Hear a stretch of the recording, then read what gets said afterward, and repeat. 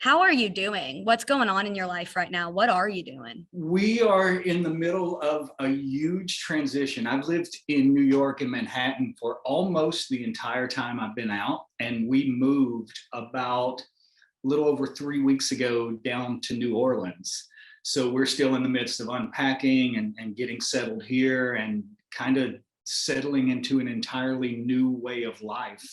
But that's pretty much the big thing going on right now. Why New Orleans? I'm just curious. Well, it's as crazy. I, it's really hard to articulate, but I think New Orleans is probably the three most, the cities in the U.S. that have like the most character, the most spirit, the most soul to them are New York, New Orleans, and San Francisco. I think it was Tennessee Williams that said that.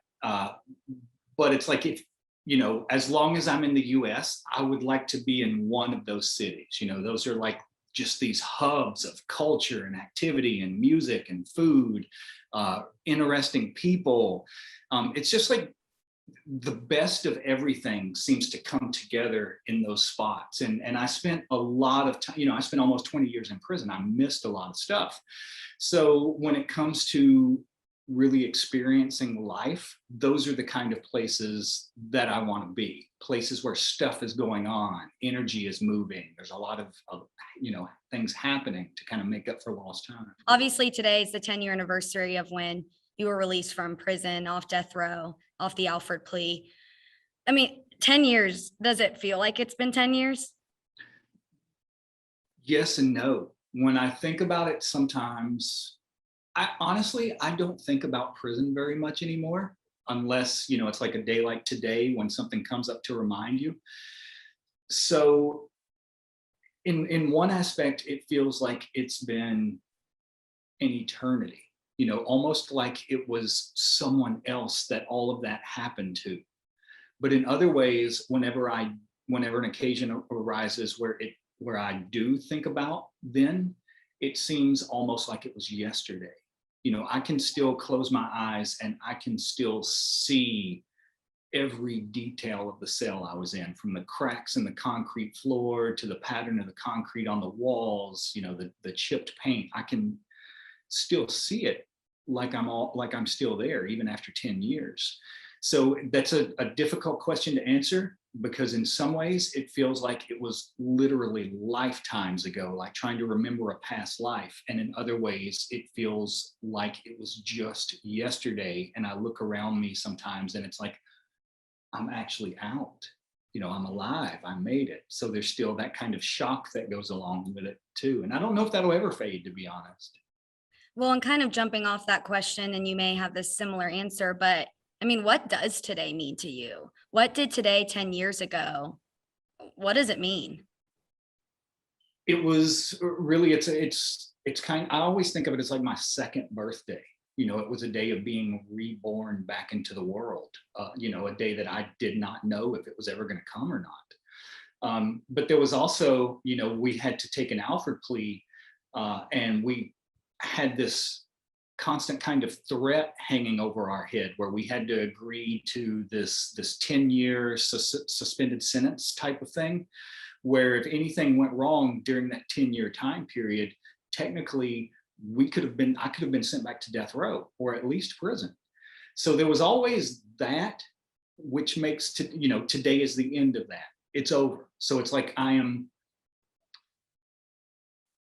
this was something for a long time that when I looked at this day, I thought that's the day when I will finally be free of, the state system, the prison apparatus.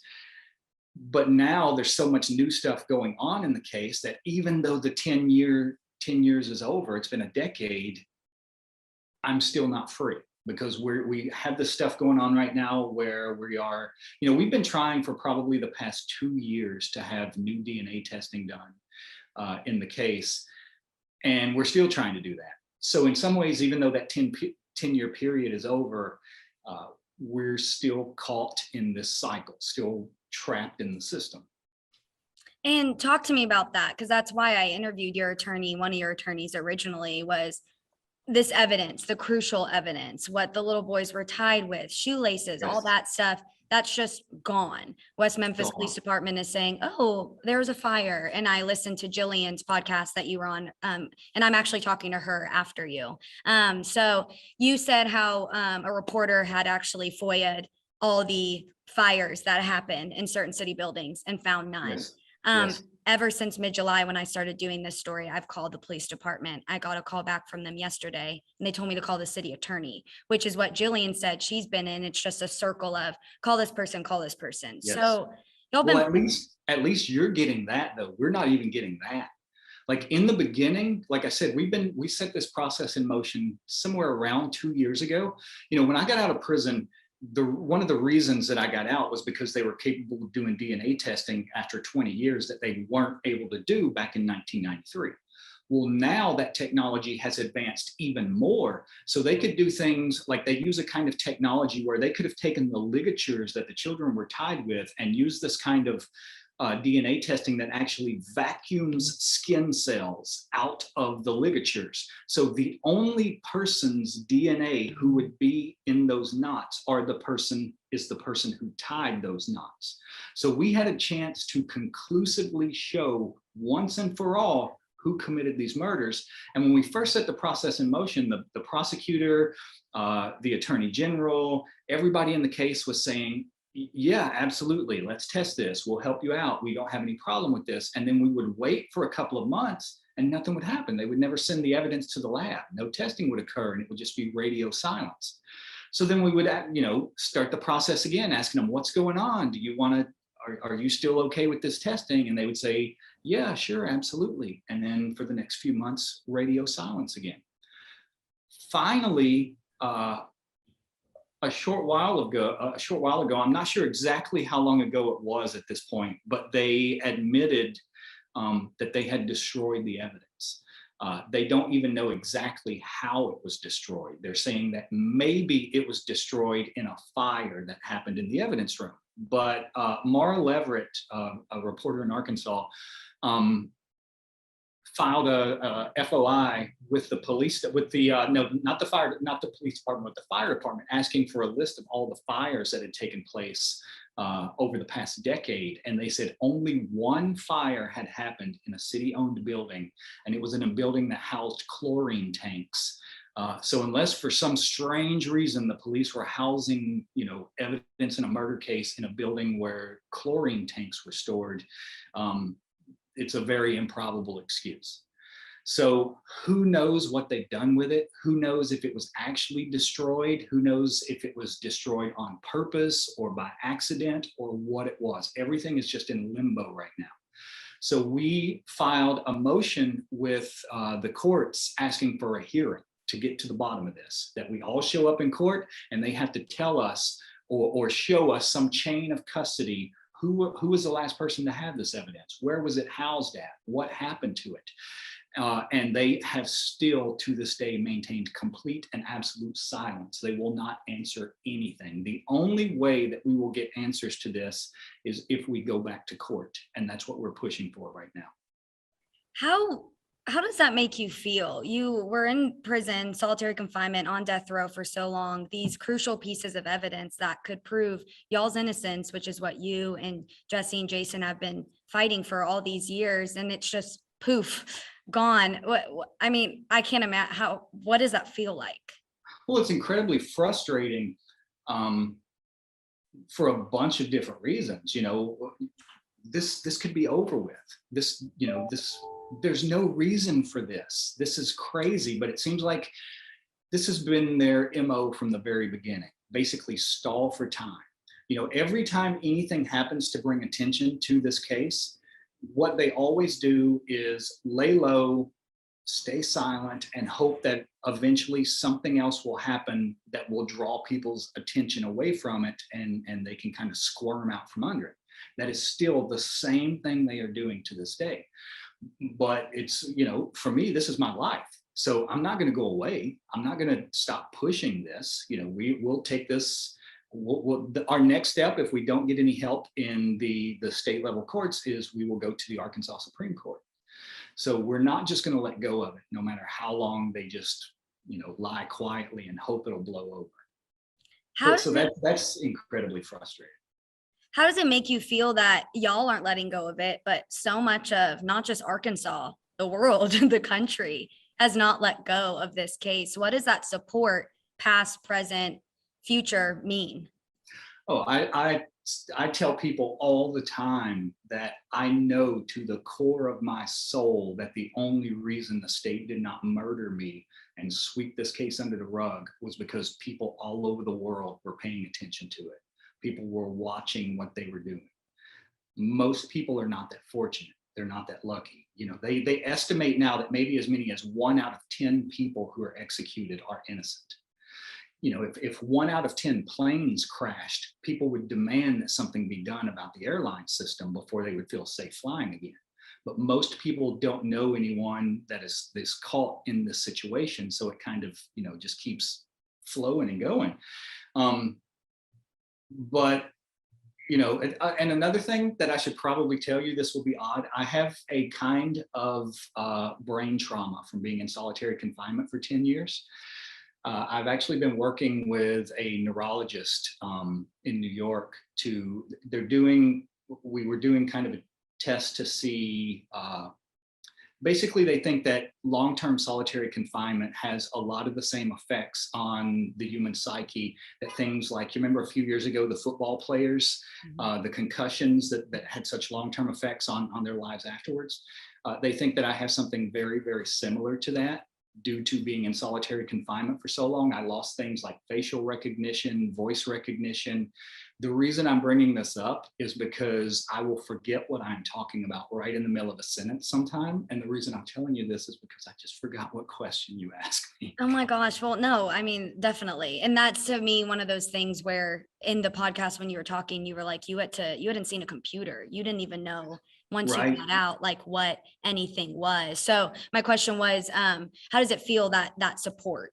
People are still supporting y'all. Right. I honestly believe to the core of my being that is the only way, that is the only thing that will ever ensure that we see any sort of closure in this case.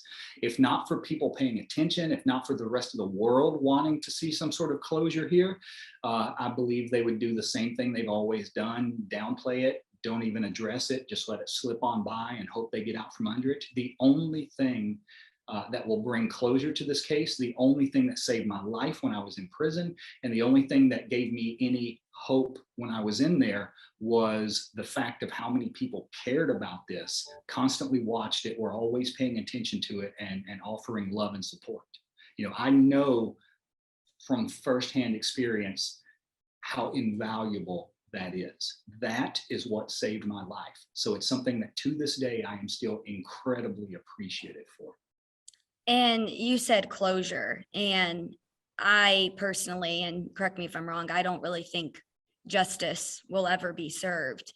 Where are you with that? I mean, people may say like, oh, if they can do the DNA testing, y'all will finally get justice. Yes. Is that true? That's exactly why I use the word closure instead of justice, because there can be no justice in this case. Justice means to balance, to make right, to restore what was done wrong. You can't do that in this situation. Nothing that happens in this situation is going to bring those 3 children back. Nothing that happens in this situation is going to give me or the other 2 men convicted 20 years of our lives back. While I was sitting in the county jail waiting to go to trial for this, my son was born, who is now in his mid-20s. He grew up never even knowing me as his father. I never even had a chance to develop a normal parent-child relationship with him. Nothing that they ever do is going to bring that back. I like the thing with my memory, the brain trauma, nothing is going to fix that. So there is absolutely no, even my wife, she spent her entire life savings paying for legal fees, paying for phone calls with me to the prison. that, you know, that's gone. That's her life savings.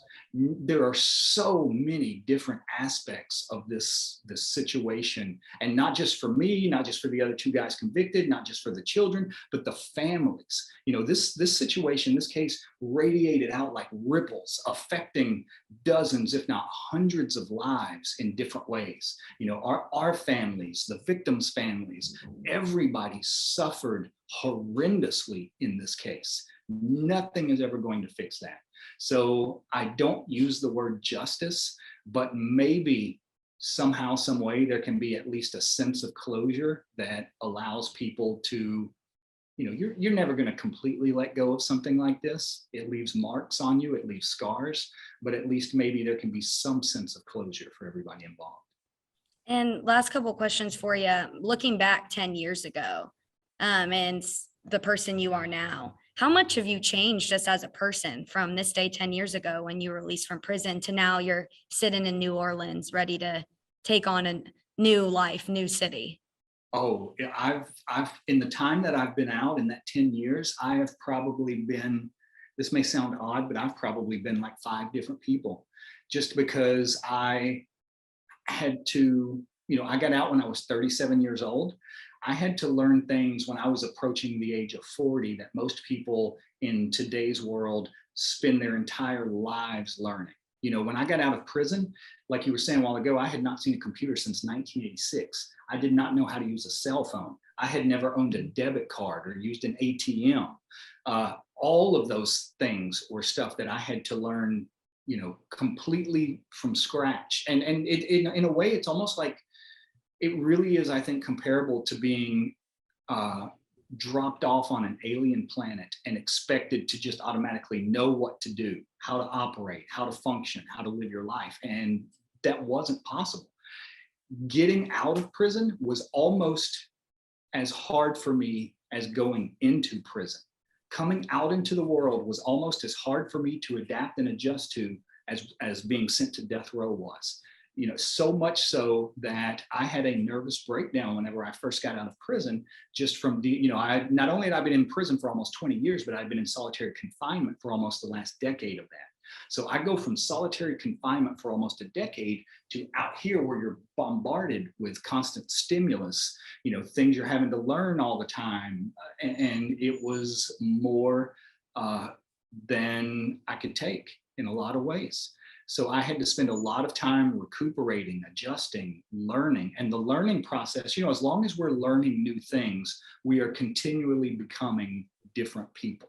You know, if you look back over the past 10 years of your life and you're the same person that you were 10 years ago, it means you probably haven't learned very much. You probably haven't grown very much. You haven't done very much.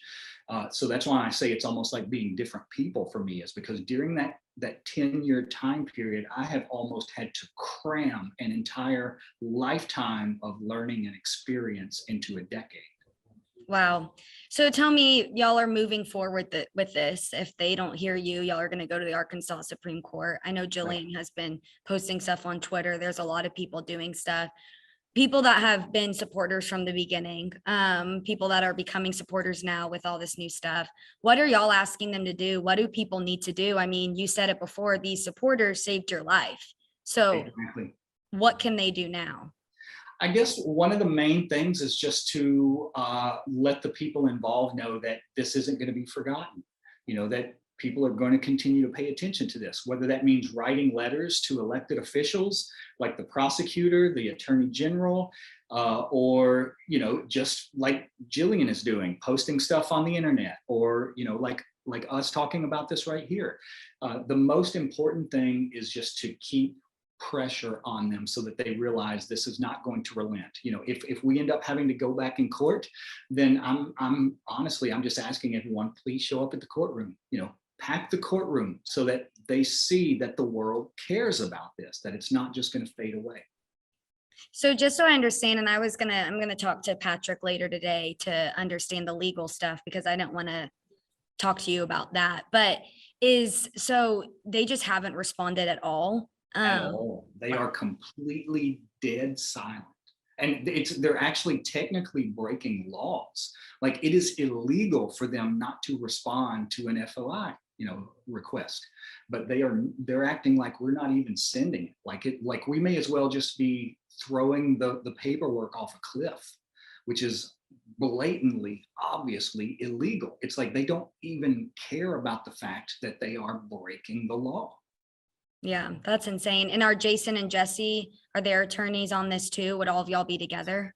Not yet. Mine are the ones, just because we have been the ones that have been the most involved with trying to get the testing done and keep this moving forward. But I'm sure if it progresses to a point, where we actually have to show up in court and all of that sort of stuff, then I'm positive that their attorneys will join in also. Yeah. Is there anything else at all you want to say, Damien? Anything else about today or just anything in general that I didn't ask you about? I guess the only thing that I would say is thank you to the people of Arkansas and to the people of the entire world for paying attention to this. Like I said a while ago, you are what saved my life, not the judicial system. If it wasn't for your love, if it wasn't for your support, and if it wasn't for your attention, I would not be sitting here talking to you right now. I would have been dead a long time ago, and they would have moved on and maybe even done this to someone else. So thank you so much for that. What gets you through? What are you passionate about? What is getting you through now to just move on to the future? Well, I do, I teach people, I do classes, I do retreats, I do workshops, things like that, teaching people a lot of the techniques, the meditations, the energy work, things like that, that allowed me to survive, not just survive when I was in there, but also, thrive, keep growing and changing and learning, even, locked in a box for 10 years. These are the things that when I was in there, to be honest, I found what I loved while I was in prison, which is a lot of what I'm still doing to this day. So there were times when I would be so involved in the learning process and in what I was doing with these practices and these techniques, that I would even almost forget about the fact that I was in prison. You would wake up early in the morning and you're just excited to get going on another day, to see what you're going to learn today, what you're going to explore today, because that's really what meditation and energy work and all these sorts of things are. It's an internal exploration. And since I could not explore or look at the external world outside that box, I had to turn internal. I had to start journeying, discovering the internal planes, the internal landscape. And I became incredibly passionate about that. It was in a strange way, being in prison was almost in some ways like a gift, because it allowed me to discover things that to this day out here, I am still incredibly passionate about, love doing, love talking about. And I'm fortunate enough in that I have now been surrounded by a group of people who, they don't know me as the guy who was on death row for 20 years. They know me as the guy that they're learning this stuff from, the guy who's writing books on this, the guy who's doing TV shows or documentaries about these topics now. So in a very real way, the thing that saved my life in prison is still what I'm passionate about out here. And it's what is still allowing me to grow and change and evolve. That is so cool. I don't know many people that probably have that realization in prison. So it just Yeah. shows, again, your character and who you are. Not me. It's one of those things people don't understand. Like we kind of get this idea like about people on death row, that people in prison or people on death row are like these almost like insane genius psychopath Hannibal Lecter type people. And that is not a reality at all. The average IQ of a person on death row is 85. That is 15 points below average. That is not a person who has the capability of doing things like this. I would see people that would go in there and they would sit there and go stark raving insane. I would see people all the time. Just one example. One day this guy starts, he just snapped and started like beating the walls of his cell until his fists were just busted and bloody, and he was screaming that the devil was in his cell. And they take him out, wrap his hands up, and throw him back in. That's it. You know, you see people in there go insane all the time. There was a man who actually even, I mean, there were horrifying things in there. You know, it wasn't like you're just in prison. I had probably been in prison for maybe 3 months the first time I ever saw someone stabbed to death. This took place a few feet away from me. When you see something like that, it destroys something inside you. When I saw that, for the next 3 days, I could not stop crying. If you would have asked me, why are you crying? I could not have even told you why. All I knew was that something inside me had been broken in a way that felt like I was never going to be whole again. Like I had seen something that no human being should ever have to see. So you've got stuff like that. You've got people who, you know, like the guy who goes crazy and beats his fist against the wall. You've got people, you know, committing suicide. I mean, it is impossible to articulate to anyone out here who has never been in an environment or a world like that, what it's truly like, how much it changes you as a person, how much it hurts you, breaks you on a soul level.